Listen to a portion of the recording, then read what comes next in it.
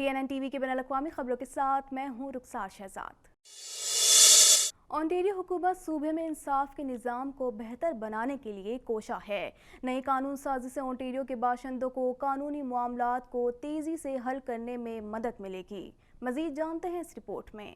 Ontario حکومت صوبے میں انصاف کے نظام کو بہتر بنانے کے لیے کوشاں ہے۔ نئی قانون سازی سے اونٹیریو کے باشندوں کو قانونی معاملات کو تیزی سے حل کرنے میں مدد ملے گی۔ اونٹیریو کی حکومت نے قانون سازی کی ہے جس کے تحت نظام کو جدید بنانے اور صوبے کی عدالتوں، ٹریبیونلز، اسٹیٹ لا، خاندانی قانون اور بچوں کے تحفظ کے شعبوں میں رکاوٹوں کو کم کرنے کے ساتھ ساتھ سسٹم تک رسائی کو بہتر بنایا جائے گا۔ حکام کے مطابق ایکسکلیریٹنگ ایکٹس ٹو جسٹس ایکٹ 2021 اگر منظور ہوتا ہے تو عدالتی خالی آسامیوں کو بھی تیزی سے پر کیا جائے گا۔ صوبائی اسمبلی کے اگلے اجلاس کے دوران اونٹیریو حکومت کووڈ-19 پر اپنے غیر معمولی رد عمل کو جاری رکھنے کا ارادہ رکھتی ہے جبکہ مضبوط معاشی بحالی کی بنیاد رکھی جا رہی ہے۔ حکومت اونٹیریو ہیریٹیج ٹرسٹ کو $4.3 ملین فراہم کر رہی ہے تاکہ یہ یقینی بنایا جا سکے کہ وہ کورونا وائرس کے دوران اپنے اہم کام انجام دے سکتا ہے۔ یہ یک طرفہ سرمایہ کاری ملازمتوں کا تحفظ کرے گی جبکہ صوبے کی ثقافتی اور قدرتی ورثے کی حفاظت اور ان جگہوں کو قابل رسائی بنائے جانے کو یقینی بنائے گی۔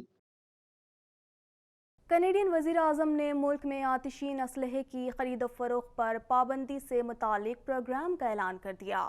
مزید جانتے ہیں اس رپورٹ میں۔ کینیڈین وزیر اعظم نے ملک میں آتشی اسلحے کی خرید و فروخت پر پابندی سے متعلق پروگرام کا اعلان کر دیا۔ وزیر اعظم جسٹن ٹروڈو نے اعلان کیا ہے کہ آتشی ہتھیاروں کے استعمال کو کنٹرول کرنے کے لیے نئے قوانین کا نفاذ جلد ہوگا۔ انہوں نے کہا کہ ایسے بہت سے ہتھیار ہیں جو فوج کے استعمال کے لیے بنائے گئے تھے لیکن لوگ ان کو اسپورٹس اور شکار کے لیے استعمال کر رہے ہیں جو کہ قوانین کی کھلی خلاف ورزی ہے۔ ترجمان کے مطابق ہتھیاروں کے ایسے 1500 سے زائد ماڈل موجود ہیں جو ممنوعہ بور کے ہیں لیکن عام استعمال کیے جا رہے ہیں۔ ایسے ہتھیاروں پر جلد پابندی لگا دی جائے گی اور صرف سویلین استعمال کے ہتھیار ہی استعمال کیے جا سکیں گے۔ خودکار آتشی اسلحے کینیڈا میں پہلے ہی ممنوع ہے۔ ٹروڈو نے گزشتہ مئی میں کہا تھا کہ جب تک کورونا وائرس وبائی بیماری کے فوری بحران پر قابو نہیں پایا جاتا اس وقت تک بائی بیک پروگرام کو نافذ کرنے کے لیے قانون سازی نہیں کی جائے گی۔ اس قانون سازی کے تحت میونسپلٹیز کو اسٹوریج اور ٹرانسپورٹ پر پابندی لگانے والے ضمنی قوانین کے ذریعے ہینڈ گنز پر پابندی عائد کرنے کی بھی اجازت ہوگی۔ ٹروڈو نے کہا کہ ان ضمنی قوانین کو نافذ کرنے کے لیے ان اقدامات کی حمایت کی جائے گی جن میں بلدیاتی قوانین کی خلاف ورزی کرنے والے افراد کو جیل بھی بھیجا جا سکتا ہے۔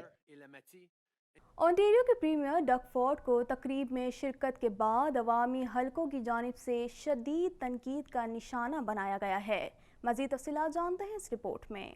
کینیڈا میں کورونا کے وار تیزی سے جاری ہیں۔ کینیڈا بھر میں کورونا کے مریضوں کی مجموعی تعداد 8,31,577 تک جا پہنچی ہے جبکہ ہلاکتیں 21,397 ہو گئیں جبکہ 7,74,511 افراد صحت یاب ہو چکے ہیں۔ کیوبیک صوبہ کورونا وائرس سے سب سے زیادہ متاثر ہوا ہے۔ صوبے بھر میں کورونا وائرس کے مجموعی کیسز کی تعداد 2,78,187 ہے جبکہ صوبے میں کورونا وائرس کے باعث ہونے والی ہلاکتوں کی تعداد 10,246 تک پہنچ چکی ہے۔ اونٹیریو میں کورونا وائرس سے متاثر ہونے والوں کی تعداد 2,87,736 تک جا پہنچی ہے جبکہ ہلاکتوں کی تعداد 6,719 ہے۔ پریمیئر ڈگ فورڈ کو اس وقت سخت خفت کا سامنا کرنا پڑا جب انہوں نے میسیساگا کی سابق میئر ہیزل میکلین کی 100ویں سالگرہ کی تقریب میں شرکت کی۔ تقریب میں شرکت کے بعد انہیں عوامی حلقوں کی جانب سے شدید تنقید کا نشانہ بنایا گیا کہ وہ دوسروں کو نصیحت کرتے پھرتے ہیں کہ عوامی مقامات سے دور رہیں اور اپنوں کے ساتھ گھر پر وقت گزاریں جبکہ وہ خود بیرون شہر جا کر عوامی گیدرنگ میں شرکت کرتے ہیں۔ پریمیئر نے اس بات کا اب تک کوئی جواب نہیں دیا۔ کینیڈین صوبے البرٹا میں 1,29,338 افراد کورونا وائرس سے متاثر ہوئے ہیں جبکہ 1,791 افراد ہلاک ہو چکے ہیں۔ برٹش کولمبیا میں 74,283 افراد میں کورونا وائرس کی تصدیق ہوئی ہے جبکہ صوبے میں کورونا وائرس سے ہونے والی ہلاکتوں کی تعداد 1,314 ہے۔ محکمہ موسمیات کینیڈا کے مطابق GTA اور اونٹیریو کے بیشتر علاقے سرمائی طوفان کی زد میں ہیں اور ان علاقوں میں موسم انتہائی سرد مرطوب رہے گا جبکہ بیشتر مقامات پر برف باری کا بھی امکان ہے۔ مزید تفصیلات اس رپورٹ میں۔ محکمہ موسمیات کینیڈا کے اعلامیے کے مطابق جی ٹی اے اور آنٹیریو کے بیشتر علاقے سرمائی طوفان کی زد میں ہیں اور ان علاقوں میں موسم انتہائی سرد اور مرطوب رہے گا، جبکہ بیشتر مقامات پر برف باری کا بھی امکان ہے۔ انوائرمنٹ کینیڈا کے مطابق موسم کی اس خراب صورتحال کی وجہ سے شہریوں کے معمولات زندگی شدید متاثر ہوئے ہیں اور اسکولوں اور تجارتی اداروں میں چھٹی کرنی پڑی ہے۔ ٹورنٹو میں اسکول بس سروس بھی معطل کر دی گئی ہے۔ اعلامیے کے مطابق آئندہ چند دنوں تک موسم کی صورتحال میں کسی بڑی تبدیلی کا امکان نہیں ہے۔ آنٹیریو کی صوبائی پولیس کے مطابق جی ٹی اے میں راتوں رات 20 سے زیادہ گاڑیوں کے تصادم ہوئے ہیں اور انہوں نے مسافروں کو مشورہ دیا کہ وہ اپنی منزل مقصود تک پہنچنے کے لیے اضافی وقت دیں۔ پیئرسن ہوائی اڈے پر کم از کم 15 پروازیں تاخیر کا شکار اور 10 منسوخ ہو گئیں۔ دوسری جانب شہری حکومت کا عملہ برف باری رکنے کے بعد شہر کی سڑکوں سے برف ہٹانے اور نمک چھڑکنے کا کام کر رہا ہے۔ سابق امریکی صدر ڈونلڈ ٹرمپ کی بیٹی ایوانکا ٹرمپ کی مصروف زندگی میں بریک لگ گئی۔ سوشل میڈیا پر وائرل ہونے والی تصاویر میں ایوانکا ٹرمپ گھر کی بالکنی میں خوشگوار موڈ کے ساتھ موجود ہیں۔ مزید جانتے ہیں اس رپورٹ میں۔ سابق امریکی صدر ڈونلڈ ٹرمپ کی بیٹی ایوانکا ٹرمپ کی تصاویر سوشل میڈیا پر وائرل ہو گئیں۔ غیر ملکی خبر رساں ایجنسی کے مطابق سابق امریکی صدر ڈونلڈ ٹرمپ کی بیٹی ایوانکا ٹرمپ کی مصروف زندگی میں بریک لگ گئی۔ سوشل میڈیا پر وائرل ہونے والی تصاویر میں ایوانکا ٹرمپ گھر کی بالکنی میں خوشگوار موڈ کے ساتھ موجود ہیں۔ 39 سالہ ایوانکا ٹرمپ کی تصاویر فلوریڈا کے نئے اپارٹمنٹ میں لی گئی ہیں۔ تصاویر میں ایوانکا نے ہرے رنگ کے کپڑے زیب تن کیے ہوئے ہیں جبکہ کالے رنگ کا چشمہ پہن رکھا ہے۔ تصاویر میں وہ اپنے نئے گھر کی بالکنی میں ننگے پاؤں کھڑی ہیں اور اپنی بالکنی میں سورج سے لطف اندوز ہو رہی ہیں۔ ایک اور تصویر میں ایوانکا ٹرمپ صوفے پر بیٹھی ہیں اور ہاتھ میں قلم پکڑے نوٹ بک میں کچھ لکھنے میں مصروف ہیں۔ ایک اور تصویر میں دیکھا جا سکتا ہے کہ گھر کا ملازم انہیں پیالے میں مشروب لا کر دے رہا ہے اور وہ مسکراہٹ کے ساتھ وصول کر رہی ہیں۔ ایوانکا گزشتہ ایک ماہ سے اپنے 40 سالہ شوہر اور 3 بچوں کے ساتھ میامی میں مقیم ہیں۔ امریکہ نے سعودی عرب سے متعلق پالیسی میں بڑی تبدیلی کی ہے۔ گزشتہ 4 سال میں سعودی عرب کے ساتھ کیے جانے والے معاہدوں پر بھی غور ہوگا۔ معاہدوں کی شرائط کا جائزہ لیا جائے اور پھر اس کی اپروول دی جائے گی۔ مزید جانتے ہیں اس رپورٹ میں۔ ترجمان وائٹ ہاؤس نے کہا ہے کہ صدر جو بائیڈن آئندہ سعودی ولی عہد کے بجائے صرف شاہ سلمان کے ساتھ بات چیت کریں گے۔ میڈیا رپورٹ کے مطابق امریکہ نے سعودی ولی عہد شہزادہ محمد بن سلمان کو اہمیت نہ دینے کا فیصلہ کر لیا۔ ترجمان وائٹ ہاؤس نے رپورٹروں کے ساتھ گفتگو کرتے ہوئے کہا کہ ہم نے شروع میں ہی سعودی عرب کے ساتھ روابط نئے سرے سے طے کرنے کا عندیہ دیا تھا، جس کے تحت آئندہ صدر جو بائیڈن صرف سعودی ہم رتبے سے رابطے میں رہیں گے۔ سعودی عرب میں ان کے ہم رتبہ شاہ سلمان ہیں۔ وائٹ ہاؤس کی جانب سے جاری بیان میں مزید کہا گیا کہ صدر بائیڈن جلد اسرائیلی وزیر اعظم نیتن یاہو کے ساتھ ٹیلی فونک رابطہ کریں گے۔ بنگلہ دیش میں امریکی بلاگر کے قتل کے جرم میں 5 افراد کو سزائے موت۔ بنگلہ دیشی نژاد امریکی شہری کو فروری 2015 میں قتل کیا گیا تھا۔ حملے میں ملوث ایک اور ملزم کو عدالت نے عمر قید سنائی ہے۔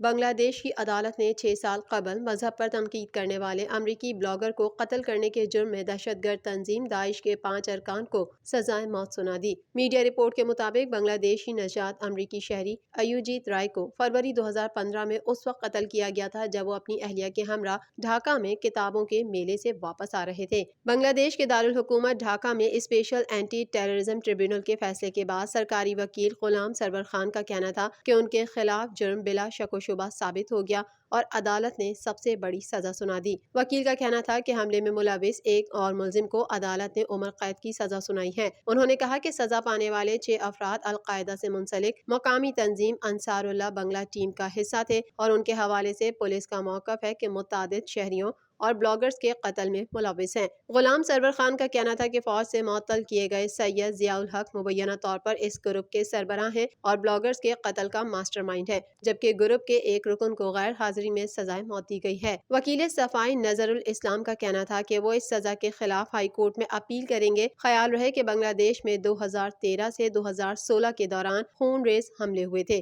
جس میں بلاگرز، کارکنان اور مذہبی حوالے سے مختلف شخصیات کو نشانہ بنایا گیا اور اس کی ذمہ داری داعش یا القاعدہ سے منسلک گروپوں نے تسلیم کی تھی۔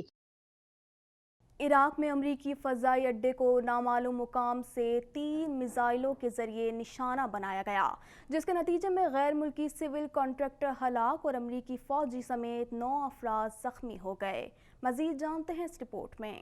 عراق میں امریکی فضائی اڈے کو نامعلوم مقام سے 3 میزائلوں کے ذریعے نشانہ بنایا گیا، جس کے نتیجے میں غیر ملکی سول کانٹریکٹر ہلاک اور امریکی فوجی سمیت 9 افراد زخمی ہو گئے۔ میڈیا رپورٹ کے مطابق عراق کے شمال میں نیم خود مختار علاقے کردستان کے شہر اربیل میں امریکی فضائی اڈے پر میزائل حملہ کیا گیا۔ ایک میزائل فوجی اڈے سے ٹکرایا جبکہ 2 قریب ہی موجود فوجیوں کی رہائشی عمارتوں پر گرے۔ امریکی اتحادی افواج کے ترجمان کا کہنا ہے کہ میزائل حملے میں ایک سول کانٹریکٹر ہلاک جبکہ 9 افراد زخمی ہو گئے۔ زخمیوں میں ایک امریکی فوجی بھی شامل ہے۔ ہلاک اور زخمی ہونے والوں کی شناخت اور شہریت ظاہر نہیں کی گئی ہے۔ امریکی فوجی اڈے پر حملے کی ذمہ داری شیعہ گروپ سرایا اولیاء الدم نے قبول کرتے ہوئے کہا کہ امریکی ملک کے کسی بھی ایک حصے میں ہمارے حملوں سے محفوظ نہیں رہیں گے، ملک کے ایک ایک انچ کا دفاع کریں گے۔ دوسری جانب امریکی اتحادی فوج اور عراقی حکام کا کہنا ہے کہ سرایا اولیاء الدم ایک چھوٹا گروپ ہے جس کے پیچھے ایران کی حمایت یافتہ 2 گروہ کتائب حزب اللہ اور اصائب اہل الحق ہیں۔ واضح ہے کہ بغداد ایئرپورٹ پر امریکی حملے میں ایران کے جنرل قاسم سلیمانی کی ہلاکت کے بعد سے عراق میں امریکی سفارت خانوں، تنصیبات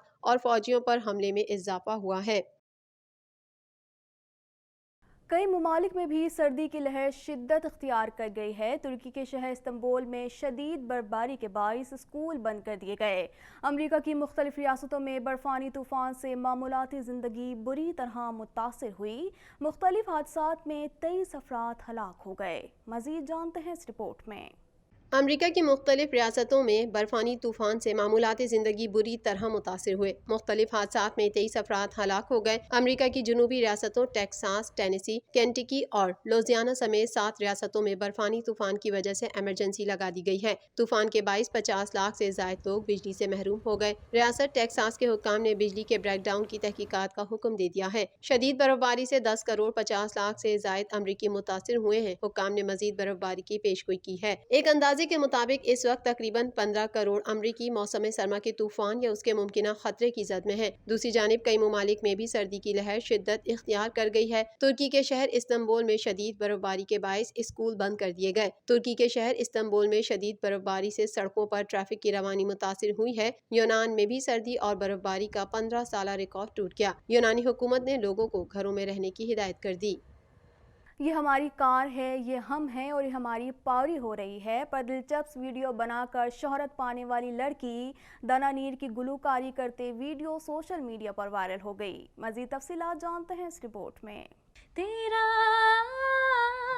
میرا رشتہ پرانا،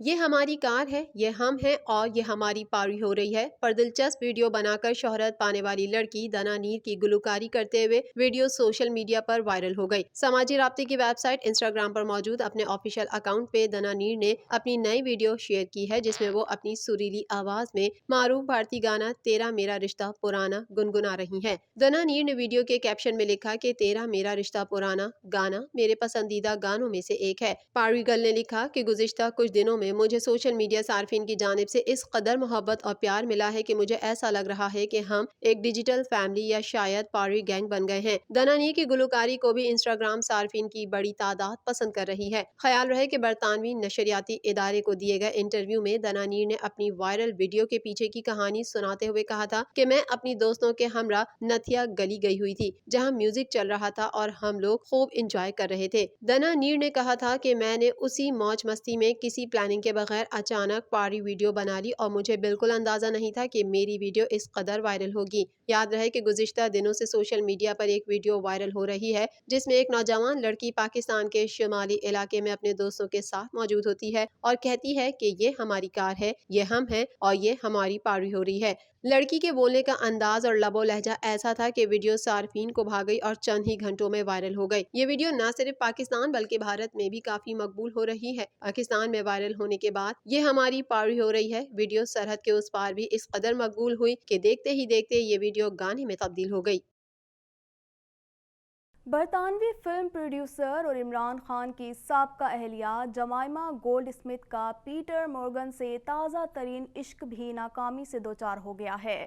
مزید جانتے ہیں اس رپورٹ میں۔